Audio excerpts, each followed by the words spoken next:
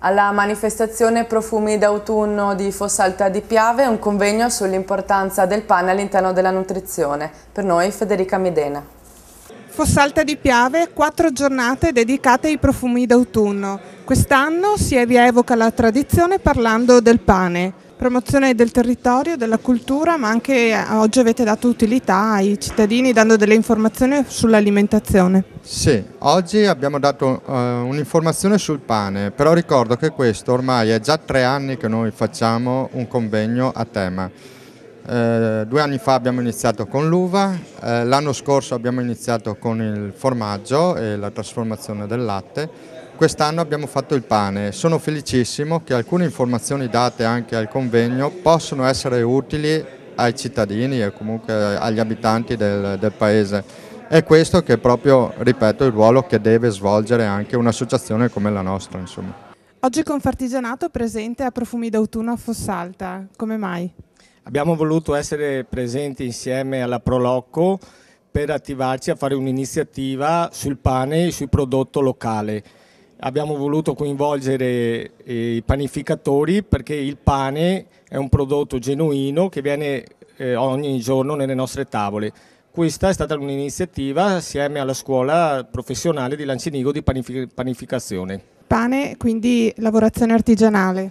Soprattutto lavorazione artigianale, infatti abbiamo voluto che i nostri panificatori facessero dimostrazioni ai ragazzi delle scuole elementari e medie proprio per far vedere la manualità del lavoro per fare il pane. Sono eventi che così sono abbastanza nuovi per la zona, sono eventi che comunque stanno avendo un successo anche perché la nutrizione è sempre più importante per proprio per la nostra salute e per la nostra salubrità.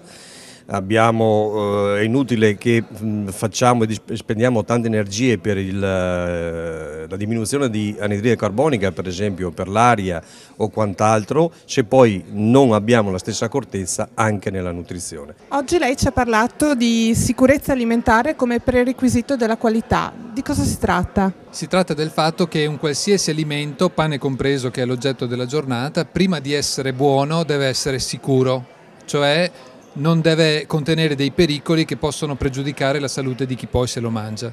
Questo è un prerequisito della qualità e fa parte delle competenze che un artigiano deve possedere, finalizzate proprio a mettere sul mercato un prodotto che ha degli aspetti sensoriali che lo valorizzano, ma soprattutto non pregiudica la salute di chi poi lo consuma. Tante volte si parla anche di prodotti chimici usati, diciamo, a gran misura ultimamente. Sì, sicuramente uno degli aspetti di forza del pane artigianale è proprio invece il fatto della semplicità della ricetta. 3 o 4 ingredienti e quindi farina di frumento, acqua, sale e lievito che riescono a ottenere un risultato.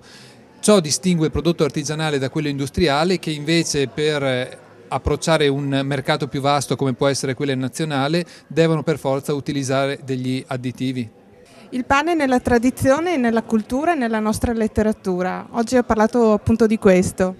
Bene, vorrei che mi ricordassero perché sono buono come il pane. Pane, qualcosa che ha a che fare con noi da sempre, in particolare da quando abbiamo deciso di non correre dietro al cibo, ma di fermarci e di averlo a disposizione con costanza. Oggi il pane è cambiato un po', per la verità.